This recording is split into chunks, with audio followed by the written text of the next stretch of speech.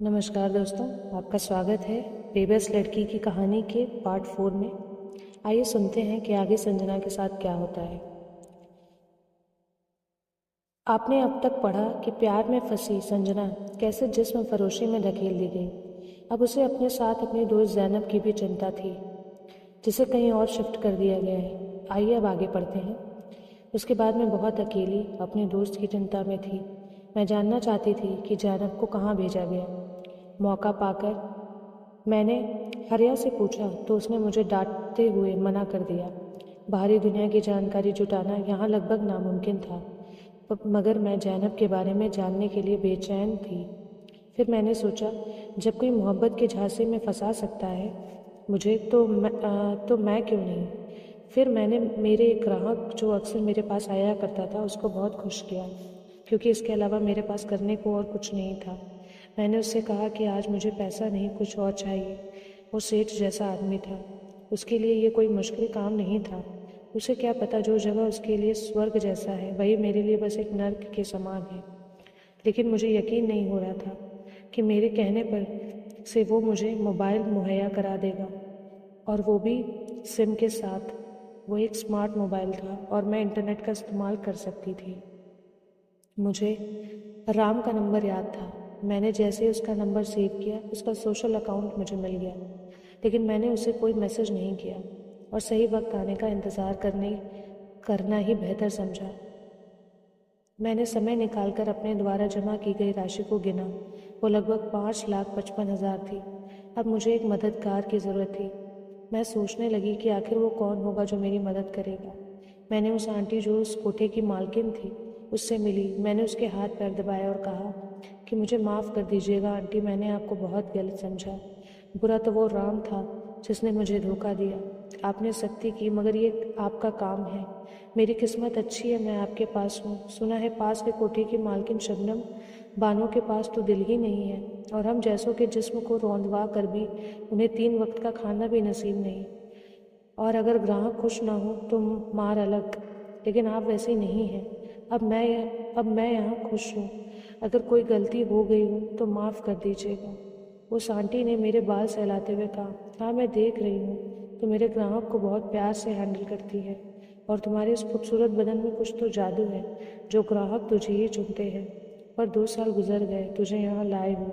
कुछ लाख में खरीदा था तुझे, पर तूने कुछ दिनों में ही वसूल करवा दिया।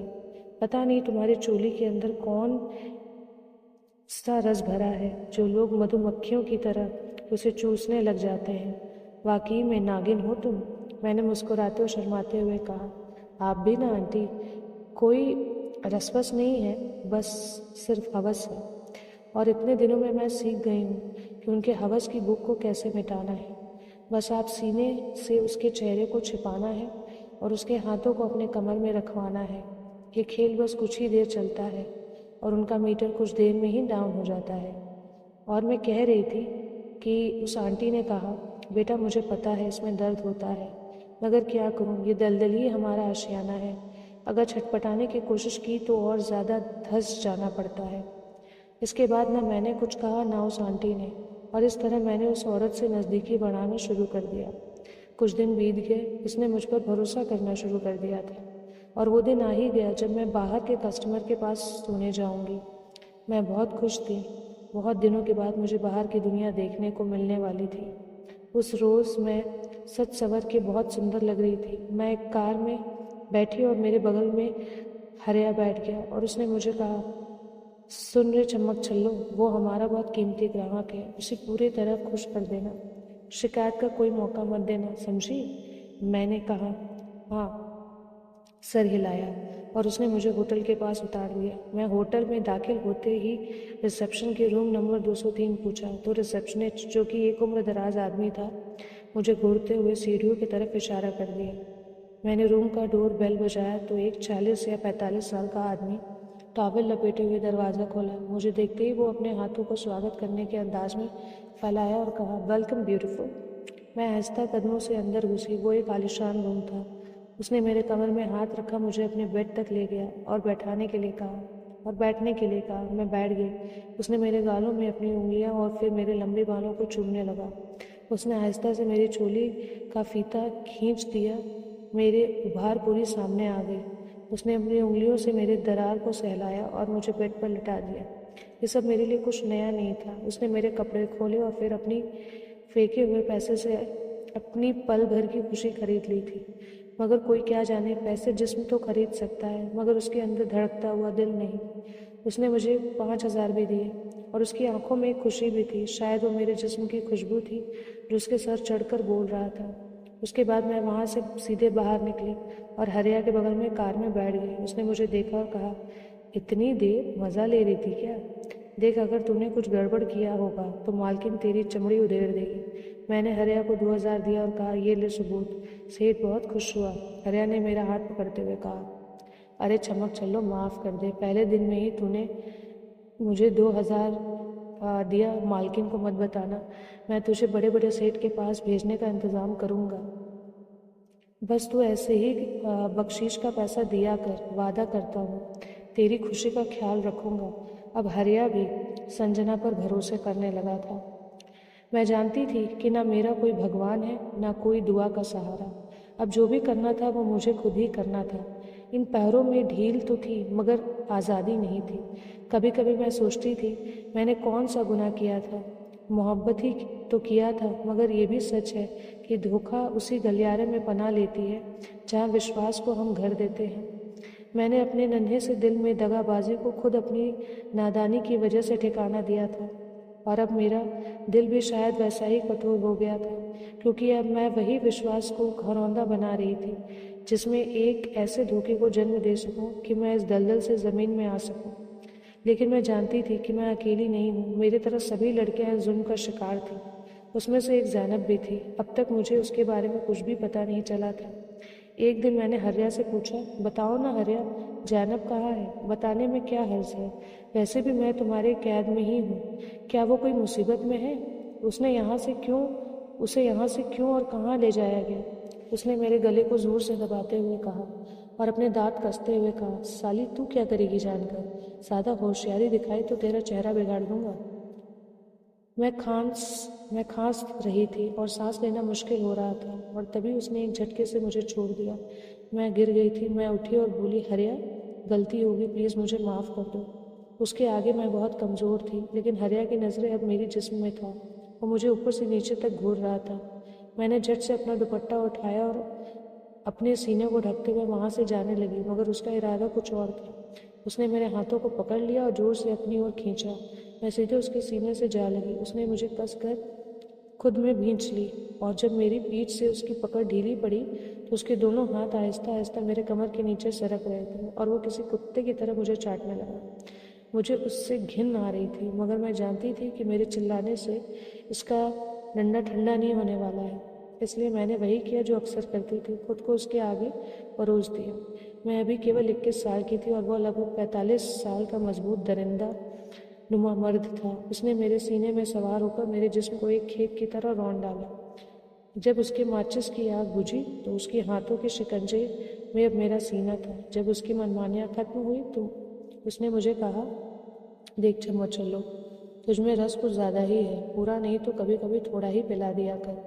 मैं मुस्कुरा रही थी तो उसने मुझे कहा, सुन, उस जैनब के बारे में बताने में मुझे कोई प्रॉब्लम नहीं है। तू जान कर भी क्या लेगी, मगर बताने की इजाज़त नहीं है। मैंने उसका हाथ पकड़कर उसको होठों को चूमा और कहा, हरिया, मेरा सब कुछ तेरा है। मैं बहुत पहले से तुझसे प्यार करती हूँ। तेरी मर्दानगी पे मैं फिदा हूँ। अगर नहीं बताना तो मत बता, मगर इस तरह तड़पाता क्यों है? उसके चेहरे पर एक अजीब सी खुशी थी, जैसे उस लंगूर को सच में कोई हूर मिल गई हो। उसने मुझे सहलाते हुए कहा, सच कह रही हो तुम? क्या मैं तुम्हें पसंद हूँ? मैंने कहा, तब से जब पहली बार तुमने मुझे अपार जिस्मानी सुख दिया था। उसने मेरा हाथ पकड़ा और कहा, चमक चलो, सुन, किसी को बताना नहीं। तेरी दोस्त जैनब अब इस दुनिया में नहीं रही। हमने उसे एक अमीर परिवार की ज़रूरत के लिए दान कर दिया। मैं चौंक गई और पूछी, नहीं, नहीं रही? इसका क्या मतलब है, और दान कर दिया? उसने मुझे अपने सीने से लगाते हुए कहा, हाँ, ऐसा ही कुछ है। वो क्या है ना, मालकिन सिर्फ जिस्म का धंधा नहीं करती, वो ऑर्गन भी बेचती है। एक अमीर शख्स को किडनी की ज़रूरत थी, सो जैनब की दोनों किडनियाँ उसे ट्रांसप्लांट कर दिया गया। उसकी आंखें, दिल, सबका, यहाँ तक कि उसका स्किन भी प्लास्टिक सर्जरी के लिए इस्तेमाल होता है। उस जैनब को मालकिन ने पूरा 5 लाख में खरीदा था और उसका पूरा जिस्म 20 लाख में ज़्यादा में बेच दिया गया। ये सब सुनकर मेरे रोंगटे खड़े हो गए। मैं काँप रही थी, डर रही थी, रो रही थी और वो हरिया मुस्कुरा रहा था। तो मैंने उससे कहा, बेचारी मालकिन की बात को मान जाती तो आज जिंदा होती। तो हरिया ने आगे कहा, ऐसा नहीं है, अगर आज ग्राहक मिले तो मालकिन तुम्हें भी खत्म कर देगी, मगर अब तुम मेरी हो और तुम्हें कुछ नहीं हो सकता। अब मैं अपने कमरे में थी और सोच रही थी, ये दुनिया कैसी है, इंसान ही इंसान को नोच रहे हैं। मुझे अब तक कोई भी नहीं मिला था जिसके सीने में इंसानियत का दिल हो, शायद इसलिए कि शैतान की इस चौखट पर सिर्फ हैवान ने ही दस्तक दी है। घिन आती है मुझे कि ये कैसी दुनिया है जहाँ इंसान के शरीर को हर प्रकार से नोचा घसोटा जा रहा है। अपने जिस्म पर इंसान का मौलिक अधिकार होता है, मगर हम लड़कियां यहाँ सिर्फ भेड़ बकरियों की तरह हैं जिन्हें पाला पोसा जाता है, 3 वक्त का खाना दिया जाता है, बदले में उसके थन से गार कर दूध निकाला जाता है और ज़रूरत पड़े तो अपनी भूख मिटाया जाता है या बाजार में उसको बेच दिया जाता है। अब मेरे लिए नैतिक या अनैतिक कुछ भी नहीं बचा था। अब मैं ये भी नहीं सोचती थी कि अभी मेरी उम्र ही क्या हुई है। अब तो मैं सिर्फ 21 साल की एक लड़की हूँ, नहीं शायद एक औरत। मेरे कसे हुए बदन को छूकर लोगों को सुकून मिलता था, मगर मैं अपनी ही इस बदन में खुद को कैद महसूस करती थी। ये लोग मुझे ऐसे कपड़े पहनने को देते जिसे चाहे जितना खींच लो, ये मेरी यौवन को उतना उभारता था। हरिया आजकल रोज़ मेरे साथ हवस मिटाने लगा था और उसके बाद न जाने कितने लोग रोज़ मेरे जिस्म को शराब की तरह पी जाते थे। मैं डरी हुई बस अपनी बारी का इंतज़ार करती रहती थी कि ना जाने कब मुझे भी ज़ैनब की तरह गायब कर दिया जाए। लेकिन मैंने तय कर लिया था कि मैं अब इस प्रकार घुट-घुट कर नहीं मरूंगी। आज मुझे शहर की एक खास नामी हस्ती को खुश करना था। मैं हमेशा की तरह तैयार होकर हरिया के साथ कार में बैठ गई और कार कुछ देर चलने के बाद गांव के एक बड़े से हवेली में रुकी। मैं उस रोज़ ब्लू कलर का लहंगा चोली पहन रखी थी। मेरा लहंगा कमर के बिल्कुल नीचे था। मुझे खास कर सजाया गया था ताकि मैं भला की खूबसूरत दिखूं। मेरे कमर की नाभि दिख रही थी और ब्लाउज के पीछे भी बदन खुला था, बस कुछ फीते को कसकर बांधा गया था। मैं कार से उतरी तो हरिया ने मेरी चुन्नी खींच ली और कहा कि उसे मेरे पास रहने दो, तेरे बदन की खुशबू आती है इससे। मैं कार से बाहर आई तो मेरे कमर और नाभि दिख रहे थे, मेरी पीठ भी खुली थी और मेरे पास एक रुमाल भी नहीं था जिससे कि मैं अपने खुले जिस्म को छुपाती। मैं आहिस्ता कदमों से बढ़ रही थी। सफ़ेद चादर में ओढ़ी ये हवेली किसी महल से कम नहीं थी। मैं अपने लहंगे को अपने दोनों हाथों से संभाले आगे बढ़ रही थी। मेरी चोली इतनी छोटी और कसी हुई थी कि मेरे सीने की उभार किसी पहाड़ की चोटियों की तरह बाहर को आ गई थी। जब मैं हवेली में दाखिल हुई तो वहाँ से एक दरबार ने मेरी राजकुमारियों सा स्वागत किया। मैं जब अपने लहंगे पकड़े हवेली के अंदर गई तो वहाँ की खूबसूरती देख दंग रह गई। मैं एक साधारण परिवार में पली बड़ी एक साधारण सी लड़की थी। मैंने खुश रहने लायक ही सपना देखा था। मैंने नहीं सोचा था कि मैं कभी इस स्याह दुनिया में जाऊंगी और ऐसा महसूस करूंगी जो आज कर रही हूँ। तभी अंदर से एक नौजवान आया। वो बिल्कुल किसी राजा के जैसा था। उसके सुनहरे लंबे बाल, खड़ी नाक नक्शे, पतले होठ, सिमटे हुए गाल। बमुश्किल वो 30 साल का रहा होगा। मैं उसे निहार ही रही थी कि वो मुस्कुराते हुए मुझसे बोला, किस प्रदेश की राजकुमारी हो आप? मैं शर्मा गई। मैंने कहा, अभी तो फिलहाल इसी राज्य की राजकुमारी हूँ। मैं लगातार उसे निहार रही थी। उसने अपने हाथों से इशारा करते हुए अंदर बेडरूम तक चलने के लिए कहा। मैं बढ़ने लगी। मैं बेडरूम में थी। उसने मुझे अपने गालों में एक हाथ लेता हुआ देखा और कहा, गालों में एक हाथ लेता हुआ देखा और कहा, मैं शांति देवी से कहा था कि सबसे हसीन लड़की को मेरे पास भेजे, मगर उसने तो हुस्न की किसी मलिका को भेज दिया है। वाकई तुम बहुत सुंदर हो। ये पहली बार था जब किसी ने मुझे बिना छुए मेरी तारीफ की थी। मैं इधर उधर देख रही थी। उसने मुझे कहा, ये तुम्हारी स्किन एकदम संगमरमर सी है, एक दाग नहीं है। लगता है बड़े ध्यान देती हो अपने हुस्न पर। मैंने कहा, ऐसी बात नहीं है सर, असल में मेरे इस जिस्म में मेरा अधिकार नहीं है। अगर गलती से खरोंच भी आ गई तो मुझे 4 दिन खाना नहीं मिलेगा। खैर चलिए अपना काम शुरू करें। उसने मुझे रोकते हुए कहा, क्या तुम्हारी मर्जी के बिना तुम्हें ये सब? मैंने कहा, कौन लड़की अपनी मर्जी से ये सब करती है सर? मुझे तो इतने मर्दों ने नोचा है कि याद भी नहीं है। आपसे एक बात बोलूं? उन्होंने कहा, बोलो। तो मैंने उसे कहा, प्लीज़ आपको जो करना है, जैसे करना है कर लो, मगर मालकिन को ये मत बोलना कि मैंने आपको खुश नहीं किया, वरना मुझे बाहर निकलने नहीं देगी। उसने कहा, मेरा नाम श्याम है। मैं तो बस यूं ही हो रहा था तो सोचा थोड़ा दिल बहाल ले, मगर किसी की आत्मा को ठेस पहुंचाकर उसकी इज्जत को नीलाम करके नहीं। मुझे माफ़ करना, मुझे नहीं पता था कि तुम्हारी दुनिया की ऐसी भी तस्वीर रहेगी। उसको इतना कहने भर से मुझे एहसास होने लगा था कि वो शायद दुनिया में मंदिर के भी चौखट होते हैं जहाँ आज मेरी कदम पड़ी हैं।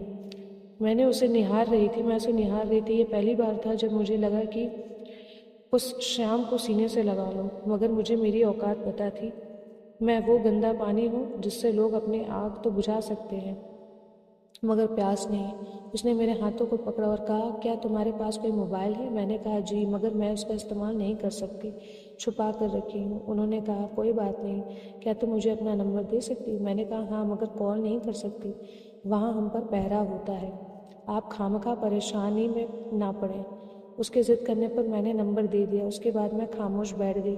श्याम मुझे ना जाने कब से घूर रहा था। आखिर कुछ आधे घंटे में ही उन्होंने मुझे जाने के लिए कहा। साथ में एक खूबसूरत लाल मखमली कपड़ा मुझे दिया और कहा, जल्द मिलते हैं। मेरी आंखें भीग गई। मैंने अपने आंसुओं को पोंछते हुए उनसे कहा, अब तक मैंने आप जैसा इंसान नहीं देखा जो मुझे यूं ही जाने दे रहा है। आप चाहते हो तो मैं आपके साथ सोने के लिए तैयार हूँ। उसने मेरे लंबे बालों पर हाथ रखते हुए कहा, मैं कोई भला इंसान नहीं हूँ, बस इंसान हूँ। अगर भला होता तो आप अपनी भूख मिटाने के लिए तुम्हें ना बुलाता। ये लो, कुछ पैसे रखो। और उसने कहा, मैं बहुत खुश हुआ। उन्होंने मुझे कुछ 10,000 रुपये दिए थे। मैं आई तो शर्माते हुए थी, मगर इस इंसान ने मुझे एक नई उमंग दी थी दुनिया के बारे में, एक और नज़रिया दिया था, और मेरे तन को छिपाने के लिए कपड़े दिए थे। वाकई में ये पहली दफ़ा था जब किसी ने मेरे कपड़े उतारने के बजाय मेरे जिस्म को ढका था। यही सोचते हुए मैं उनके रूम से निकल ही रही थी कि उन्होंने मुझे आवाज़ देकर पूछा, अपना नाम तो बता दो। मैं घूमी और मुस्कुराते हुए बोली, संजना। वो भी आगे बढ़ते हुए मेरे पास आया और कहा, तुम इतनी हसीन हो, हकीकत तो नहीं हो सकती। अब मैं वहाँ से निकलकर कार तक पहुँच चुकी थी। मैंने कार का दरवाज़ा खोला और उस हरिया को वो पूरे 10,000 दे दिए। हरिया ने कहा, वाह चमक, चलो आज तो तुमने पूरी बरसात कर दी। मैंने कोई जवाब नहीं दिया, बस खुश थी। हाँ, शायद पहली बार इतनी खुश थी। मैं बस यही सोच रही थी। इसी के साथ दोस्तों, बेबस लड़की के पार्ट में आज इतना ही। मिलते हैं अगले भाग में, और आशा करती हूँ आपको ये कहानी पसंद आ रही है। अगर आपको ये कहानी और वीडियो पसंद आए तो वीडियो को लाइक, शेयर, सब्सक्राइब ज़रूर करें। अगले भाग में मिलते हैं और जानते हैं कि आखिर संजना के साथ और क्या क्या होता है। धन्यवाद।